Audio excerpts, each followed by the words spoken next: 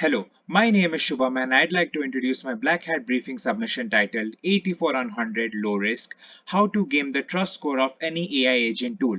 Modern AI agents increasingly rely on plug-in ecosystems such as the Model Context Protocol or MCP to interact with files, development environments, and external services.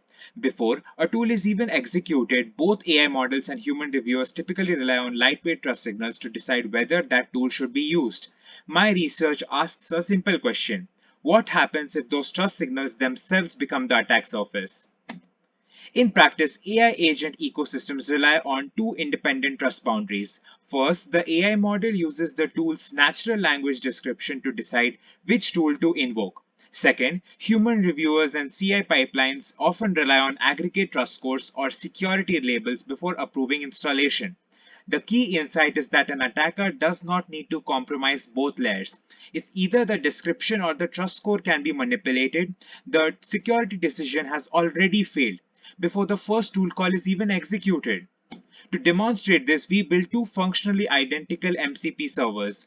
Both expose the same dangerous capabilities: arbitrary code execution, file system writes, network access, and environment variable access.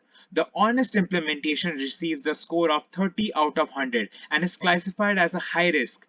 The adversarial implementation, however, scores 84 out of 100 and is labeled low risk.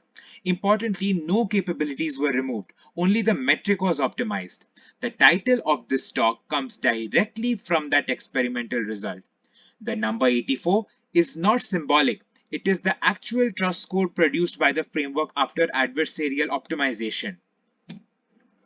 The score increase is achieved by exploiting properties of the trust metric rather than improving security. First, density inflation dilutes measured risk by increasing the number of harmless files. Second, reflection evasion hides dangerous APIs behind dynamic language features, reducing the visibility of high-risk operations. Third, weight minimization substitutes lower weight capability patterns that provide equivalent functionality. The important point is that these optimizations change the measured score without changing the underlying behavior. We also examined the second trust boundary, the tool description itself. We compared the tools with identical capabilities. One honestly disclosed that it requires file system access and subprocess execution. The other simply described itself as a safe read-only workspace analyzer. In our experiments, the deceptively described tool was consistently preferred by the model, even though the underlying behavior was identical.